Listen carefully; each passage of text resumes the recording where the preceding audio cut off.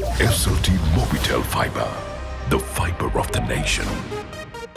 SLT Mobitel Fiber, the fiber of the nation. රින් වෙළඳපොලේ අඩුම මිලකට රුපියල් 180යි.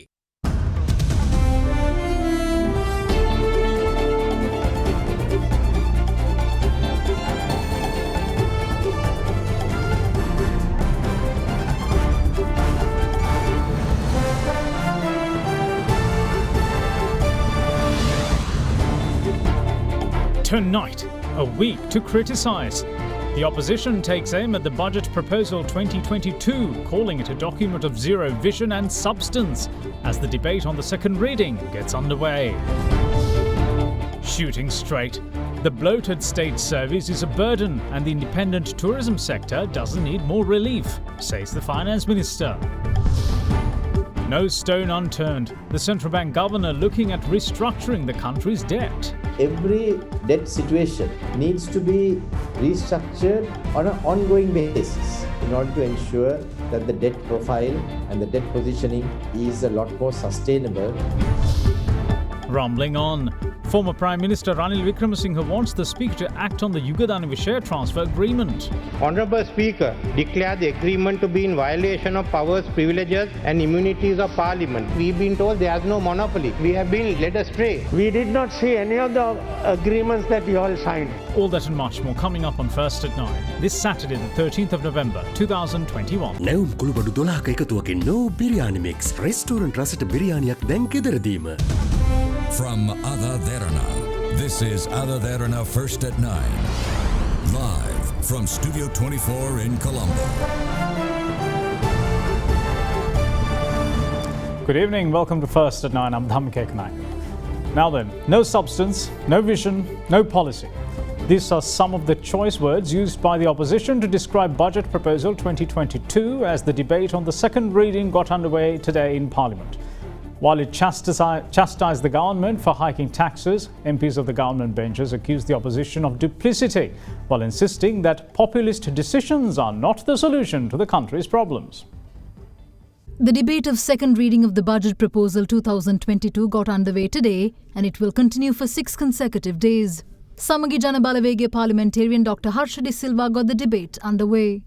මුදල් ඇමතුමාගේ අයවැය නම් පුස්ස මෙලෝ රහක් නැති හුදු ලියවිල්ලක් පමණයි. මේ අයවැයේදී ගරු මුදල් ඇමතුමා නොයෙකුත් දත්ත ඉදිරිපත් කරා. මේ දත්ත අපිට කිසිසේත් විශ්වාස කරන්න නම් බෑ. මේ ආණ්ඩුවට කිසිම වැඩපිළිවෙලක් නැහැ. දැක්මක් නැහැ. ප්‍රතිපත්තියක් නැහැ. හැම ගැසට් එකක්ම රිවර්ස් කරනවා. මේ සතියට පමණක් ගැසට් දෙකක් රිවර්ස් කරා. විපක්ෂයේ කියන දේවල් අහන්න ඇල්ලුවා. අඩු ගානේ තමන්ගේම විශේෂඥ උපදේශකවරුන් කියන දේවත් අහන්න නැති එක අපේ කතාව හයිද? හැම බඩුවක්ම ගිනි ගන්න.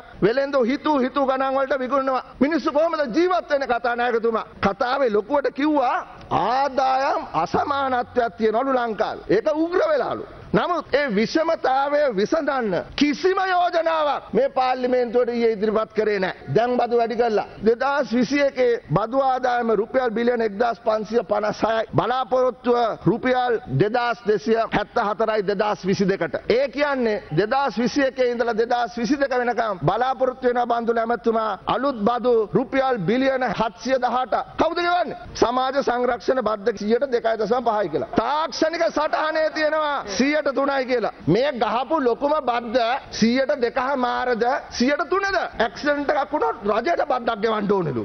මොන රටේද? කොහෙවත් නැහැ ඔහොම බද්දක්. මේ මහා කන්නේ පොහොර නැතුව ගොවි පාඩුවට සතයක්වත් දීලා නැහැ. මහා උජාරුවට කිව්වනේ කාබනික පොහොර නිෂ්පාදනය කරනවා කියලා. කො මුදල් වෙන් කළා නැහනේ. While the budget was being read out, Central Bank floated a RFP for arrangers to securitize the approximately $7 billion remittances. Can you even believe it? Unbelievable. If we tie these receivables to structure a financing facility, how will we use the proceeds to pay for our imports? That is how we bridge our trade deficit. එක සැරයක් බනිනවා බදු නැති කරගත්ත අය බදු අඩු කරගත්ත අය කියලා. පැනෙව්වහම බනිනවා බදු පැනෙව්ව අය කියලා ඉවරයි. ඉතින් මේම නම් මේ පාර්ලිමේන්තුවක් හැසිරෙන්නේ රටේ මූලික ප්‍රශ්නයට මොකද්ද පාර්ලිමේන්තුව දෙන විසඳුම? මුදල් ඇමතුමාට බොහොම ජනප්‍රිය තීන්දුවක් කිව්වා හැකි. ලබන සතියේ රජයේ සියලුම සේවකයන්ට 10000කින් පඩි වැඩි වෙනවා. එතකොට කාගෙන් හරි ගන්න එපා. මැද මුලටෙන් ගෙනල්ලි වෙලා 10000 දෙනවා නම් ප්‍රශ්නයක් නැහැ. එහෙම ගේන්න බෑ. වැටුප වැඩි වෙන්න කියලා උද්ඝෝෂණ ඇති වෙනවා.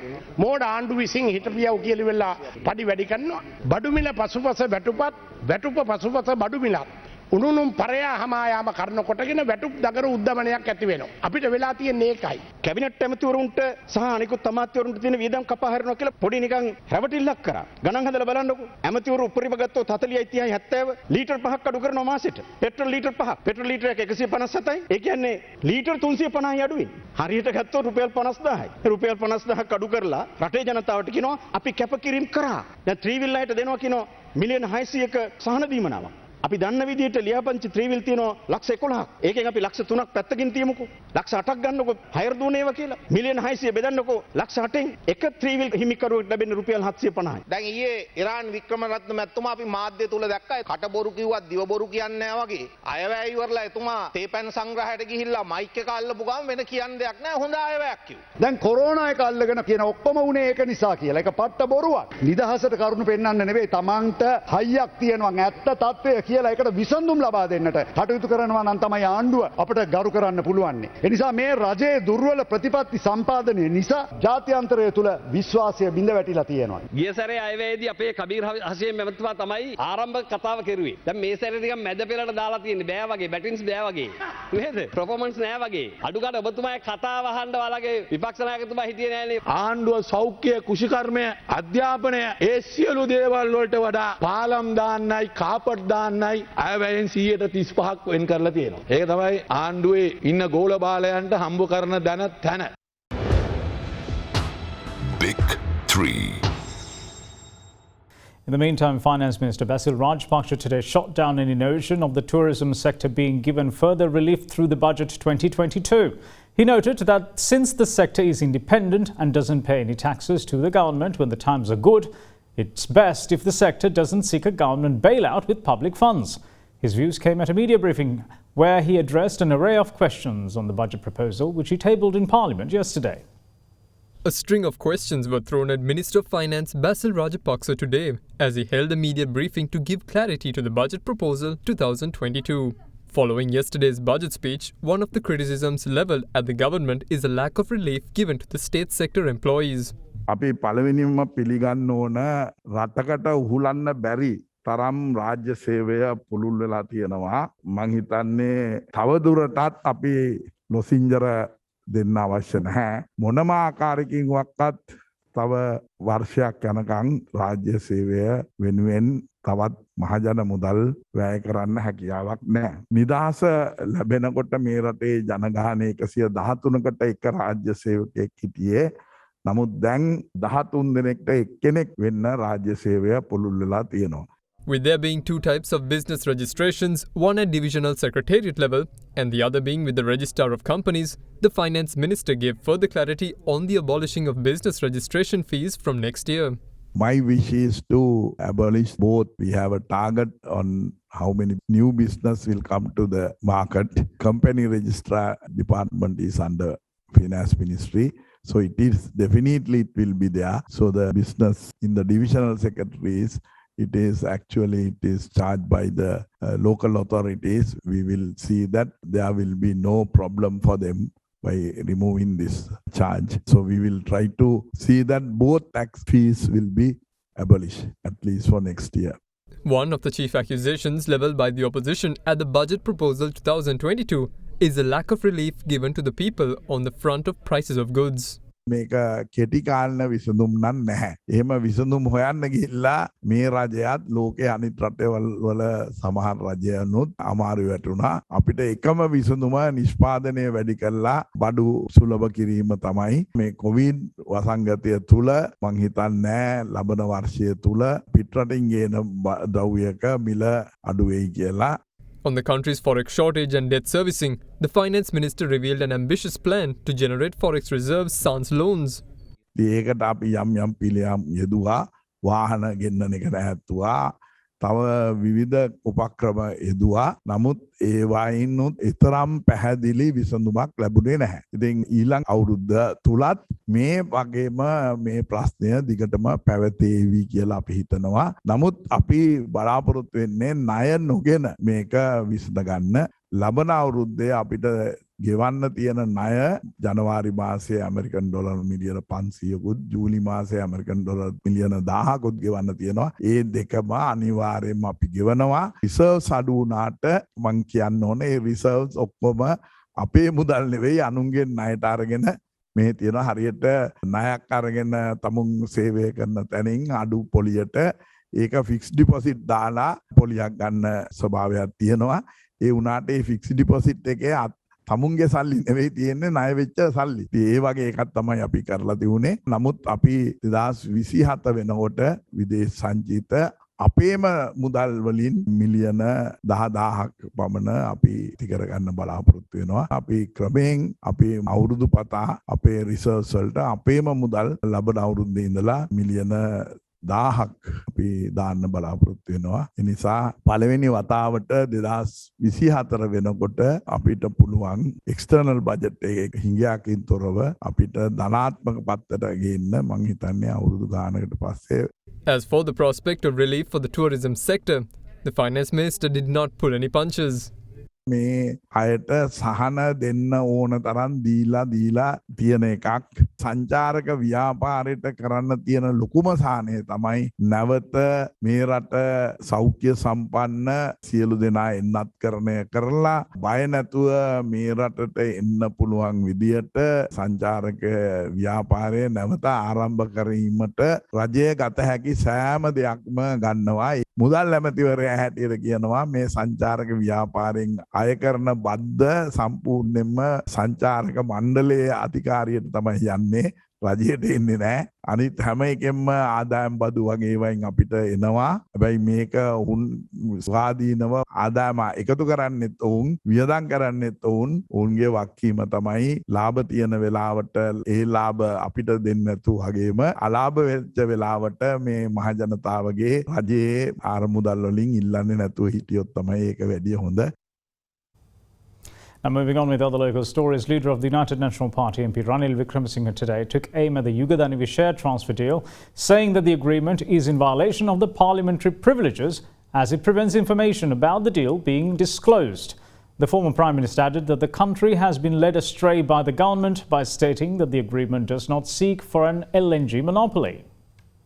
The framework agreement between the government of Sri Lanka and the NFC Sri Lanka is in breach of the ministerial duty of providing information to Parliament. Clause 8. One states, for a period of 5 years, either party shall not accept with the prior written consent of the other party disclose to any person any information. The permitted disclosures are in regard to the order of a court, arbitral tribunal or an order, decree, regulation or rule of any governmental authority. This clause excludes any information being provided to Parliament. It makes reference to a government authority, but Parliament is not the government. It is the legislature. There is no specific provision for information to be provided to Parliament. Therefore, the Minister cannot obtain information under this joint venture agreement for the purpose of disclosing it to Parliament. Honourable Speaker, you, in exercise of your powers, declare the agreement to be in violation of powers, privileges and immunities of Parliament. I also request you to summon the Secretary of the Treasury, Directors of NFE Sri Lanka Power Holding LLC and the Attorney General before Parliament. The first two have signed the agreement, so they are in breach of our powers, and the Attorney General has approved it on the basis that it is legal. We've been told there is no monopoly. This is wrong because it says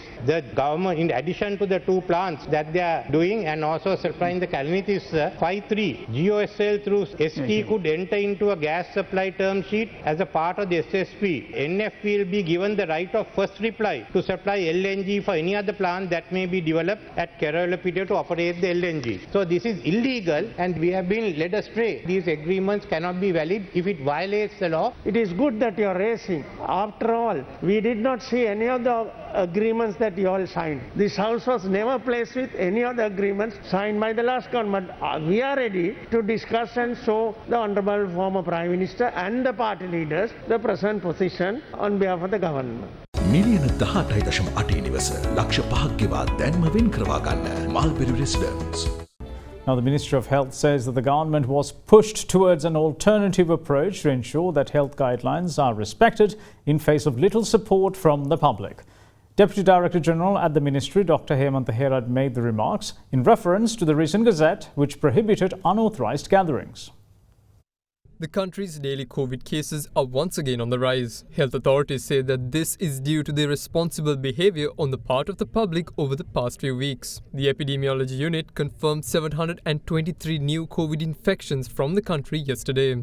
The Minister of Health has already said that the responsibility over any lapses this time around will have to be borne by the people.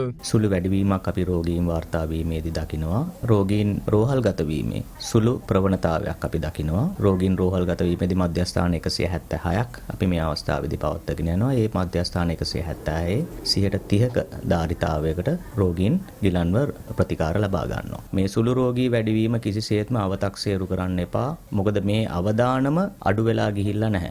මේ අවස්ථාව අපි පාලනය කරගත්තේ නැත්නම් අපිට අනාගතයට මුහුණ දෙන්න වෙන්නේ නැවතත් අපි අර මාස කිහිපයකට කලින් හිටපු ඒ අඳුරු යුගයකට. සියලුම සෞඛ්‍ය සිරිත් විරිත් ඒ ආකාරයෙන්ම පිළිපදින්න ඔබ කළ යුත්තේ ඔබව ආරක්ෂා කර ගැනීම. ඔබව ආරක්ෂා කර ගැනීමෙන් ඔබ කරන්නේ ඔබව පමණක් නොවේ. ඔබයි සමාජය රටයි ආරක්ෂා කර ගැනීම.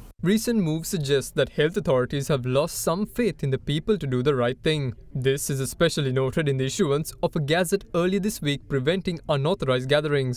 We had this problem because the initial approach was to get the public support and get the whatever the desired behavior through the voluntary compliance. However, when it is not happening, definitely we'll have to resort for other alternative actions, and one of the action is the recent gazette notification, which gives the required powers to the proper authority, that is the Director General of Health Services, and to delegate over the other activities to different authorities, and also to supersede the other instructions given by other authorities so that health guidelines and other activities will prevail. With this rise in COVID cases, there are concerns and rumours that schools might have to be closed once more. 73කට එන්නත් කරන්නේ අවසන් කරලා තියෙනවා ශිෂ්‍ය ජනගහන මේ 11 12 13 කියන පන්තිවලින්. එතකොට තවත් ඒ කියන්නේ 9,94,515ක් ඉන්න ওই පන්තිවල 7,30,810කට එන්නත් කරණය කරලා තියෙනවා. තවත් 2,63,705කට එන්නත් කරණය ක්‍රියාත්මක වෙමින් පවතී. අපිට සමහර විට ආරංචි යනවා ඉස්කෝල වහන්න වෙයි වහන්න. නමුත් අපි වහන්නේ නැහැ. ඉස්කෝල වහන්න විදිහක් නැහැ. මොකද විභාග තියාගන්න ඕනේ. ලොකු ප්‍රශ්නයක් ආවොත් තමයි ගැටලුවක් වෙන්නේ. නැතු දැනට ඉස්කෝල වහන්න තීරණයක් නැහැ.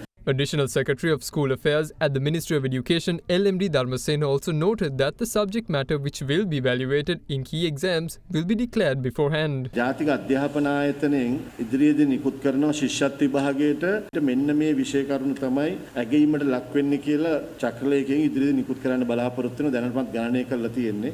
ඒ වගේම A level සහ O level ඒ පිළිබඳව අධ්‍යයනය කරමින් පවතිනවා. දැන් ඒ කමිටු වලින් ලැබෙන නිර්දේශ අනුව දැනුවත් කිරීම ළමයින්ට කරන්න බලාපොරොත්තු වෙනවා. ඒ කියන්නේ ලිහිල් කිරීමක් කියන එක නෙමෙයි කියන්න වෙන්නේ. මෙන්න මේ විෂය කොටස් ඇගීමට මේ කරුණු ඇගීමට ලක් වෙනවා කියන එක.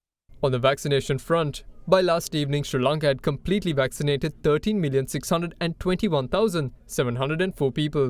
2,236,202 people, meanwhile, are awaiting the second dose.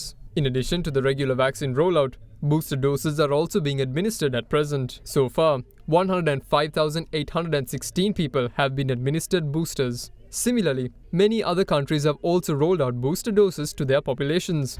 However, the World Health Organization is not happy with the global booster rollouts. It makes no sense to give boosters to healthy adults or to vaccinate children when the health workers or older people and other high-risk groups around the world are still waiting for their first dose. The exception, as we have said, is immunocompromised individuals. Countries with the highest vaccine coverage continue to stockpile more vaccines, while low-income countries continue to wait. Every day, there are 6 times more boosters administered globally than primary doses in low-income countries. This is a scandal that must stop now.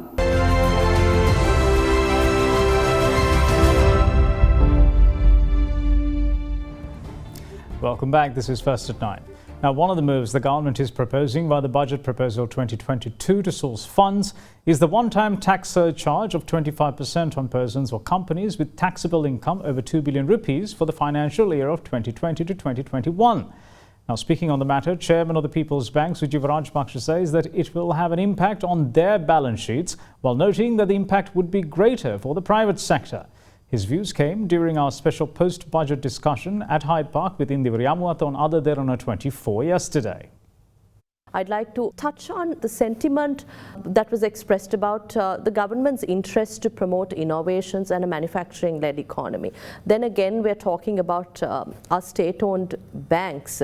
What kind of contribution do you see is enabled through these banks too, in order to make a bigger impact in contributing to the economy as we look at managing a forex crisis and going to the international market as well? Being a state-owned enterprise or the bank, I think we have been supporting the government right throughout. You name it, the petroleum imports or pharmaceutical imports, coal imports or many more imports, all have been routed through People's Bank and Bank of Ceylon. The budget speech also talks about having digitalized kind of system in banks, which is very important, and I think government needs to make sure that the virtual platforms are going to be used more and more. Even if People's Bank, we have quite a lot. I think we are number one where the digital platforms are concerned, and ATM, CDMs, and I think government doesn't want customers to go to banks. Now we need to have virtual kind of bank branches, which is very, very important, and through that, A, you can reduce the cost of transaction, B, you don't need people to go physically, C, there's going to be a huge improvement in your efficiencies. That's what I think we were talking about, that expenditure management and things like that. So that's going to be a major paradigm shift. Another thing I would like to touch, the green bonds. I think the budget speak talks about the green bond, which is very, very important. I think in midst of many challenges, I think if you are going to bring these green bond issues and things like that, which People's Bank already in, and we are discussing with the Ceylon Electricity Board governor because to bring green bonds and to issue green bonds. I think that's another important thing that I would like to stress. So through those mechanisms, I am sure that we'll be able to have more and more efficient services. Another one I would like to touch, the bankers are going to be whacked about 25% additional taxes, I think, because that's another one we need to understand. Provided you have 20 billion bottom line. Not this year, but based on previous year. So there also we need to, of course, in my case, being state-owned bank, from this pocket to that pocket. But when it comes for private sector, it may not be so. Need to understand this is, I think, only one-off payment. But again, that will have some kind of impact to our balance sheet, because my balance sheet is about 2.4 trillion balance sheet, where we go to international market for borrowings based on the strength of the balance sheet. So this will have some impact, but there are some specific proposals that have been put forward for those things that the government needs the funding. Governor of the Central Bank, Ajit Nimad Cabral, today announced that the government is exploring new options to restructure the country's debt and ensure a sustainable debt profile. Speaking at a webinar, he added that the government has reviewed its excessive reliance on international sovereign bonds and expressed the need to shift to other avenues in order to gain greater control over debts in the long run. Every debt situation needs to be restructured on an ongoing basis. For example, if you have one debt where the interest rate is 7% or 8%, and if you can find another source from which you can borrow at a cheaper rate, then you would be technically restructuring your debt. In the same manner, you could have a debt which is of a shorter duration, and if you are able to increase the period of the debt and also ensure that your payments are staggered even more, that is a sense of restructuring. If you can change the mix of your debt from foreign currency to local currency or between foreign currencies, that again is a type of a restructuring of your debt portfolio, which is to your advantage. So Sri Lanka has also understood that the reliance of Sri Lanka on international sovereign bonds has been quite sharp. And in the last few years, there has been a fairly extensive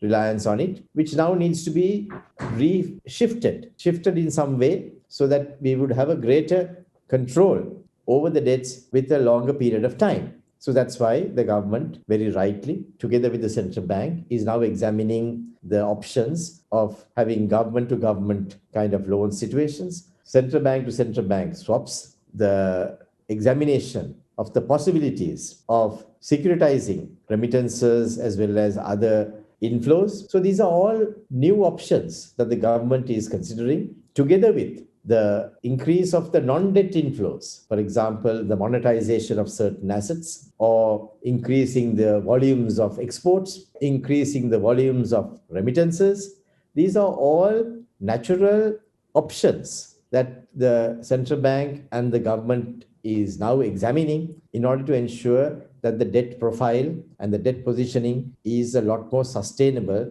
than what it is now. We are looking at a 5% growth this year, of course, on a much lower base of last year's negative growth of 3.6%, but 5% on that is a reasonable number. And next year, 2022, if we have a good year with tourism returning even to about 1/4 of the levels at which we were used to prior to 2019, I think Sri Lanka would be well on course for a 6% growth, which would mean that many of the macro fundamentals would look much better than what it is today.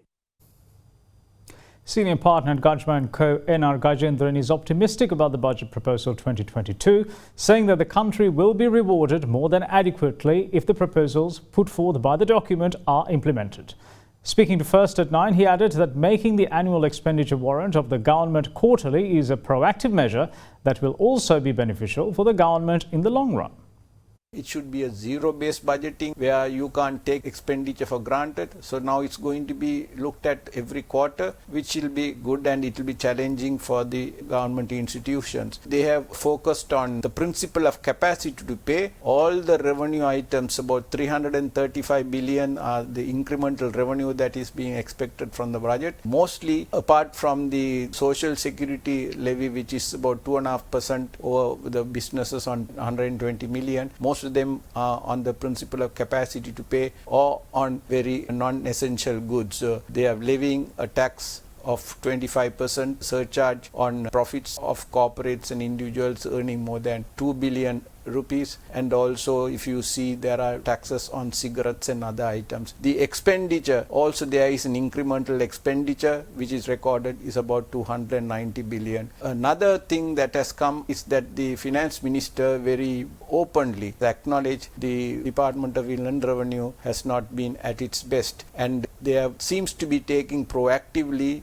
a revenue administration system and the single window opportunity system of the customs to raise the revenue that the government should raise without slippages and leakages. However, senior partner at Gajma & Company, N.R. Gajendran, also notes that the revenue and expenditure expectations of Budget 2022 are a challenge. The revenue numbers and the expenditure numbers and the debt numbers, that seems to be hugely challenging and is going to be testing, because the total revenue, including grants, is expected to grow about 725 billion from 2021 to 22, which is going to be a huge challenge for the government and for the state, because the incremental revenue is only about 330 billion and the incremental expenditure is less than the incremental revenue, which is a positive sign, which is about 290 billion. And also there is a saving on the expenditure has been spotted at 30 billion rupees. When you net them off, it's a plus of about 75 billion, but still the growth in the revenue is about 725 billion. So about 650 billion is going to be natural progression on enhanced business activities and more effective and efficient revenue collection system. And that's it from all of us here at First at 9. Thanks for watching. Bye-bye.